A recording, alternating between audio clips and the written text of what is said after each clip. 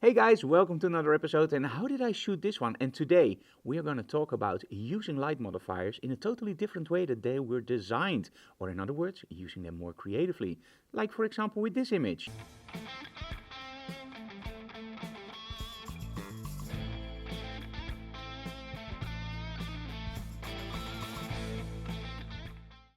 Now, when you buy strobes, one of the first things you buy, of course, is a light shaper or a light modifier. In most cases, this will, for example, be an umbrella or maybe you buy a softbox.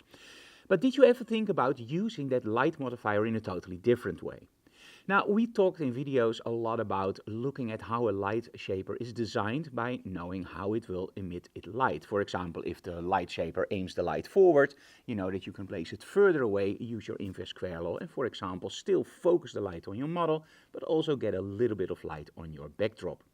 If a light source is more like this, so it spreads out the light, you can place it much closer to your model, spread out the light more, and thanks to the inverse square law, have less light on your backdrop. But that's all the easy part. How about getting real creative? When we got the new Geekoto beauty dishes in, the first thing I noticed was this isn't really a beauty dish, but it's something else. And it's something that you can use very creatively. Now, when we look at a normal softbox, the light will travel from the strobe to the first diffusion panel. That will spread out the light and take out the hotspot. And then we have the second diffusion panel, which actually makes sure that you light your whole softbox as even as possible. Now, of course, it's never possible to light your softbox completely even for the very simple reason there's still that hotspot in the middle. So what beauty dishes normally did was reflect the light to a deflector and then back into the dish and out towards your model, taking away that nasty hotspot but still creating that beautiful harsh quality of light we love to call a beauty light. Now, when I looked at the Geekoto softbox, the first thing I noticed was, hey, they take out one of the problems that we have with diffusion panels, and that's making sure that the light spreads out evenly. So when you use the deflector and the diffusion panel, you have something that works a little bit better than just two diffusion panels. But then I started to think there must be more to this light modifier. So we started using the modifier with just the diffusion panel, placing the model in front of the diffusion panel, creating a less light output on our model and more light output around her, creating sort of an inverse accent lighting. And this time we even went further. I'm using the deflector and only the grid. Now you might wonder like, hey Frank, what's the purpose for that? Well, it's actually very simple. If you use it under an angle, you can create very nice lighting effects on your backdrop. So if you want something creative on your backdrop, use just the deflector and the grid. But of course there's more.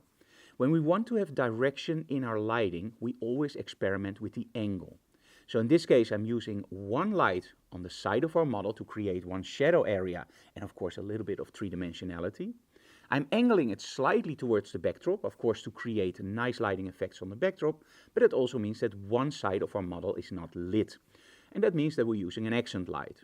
Now in this case, and we talked about this many times, you can use accent lights in many different ways. You can use it as fill-in light, as an accent light, and of course you can use it as lens flare. In this case we opted for the lens flare. I absolutely love that.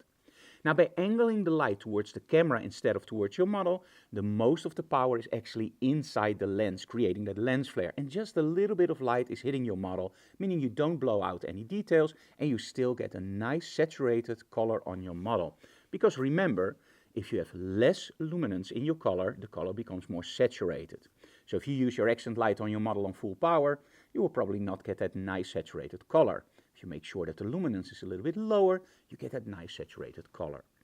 Now we're using two different lights in this case. We started out with green. One of the students in the workshop said, why not use green? Well, there's a reason I'm not using green a lot.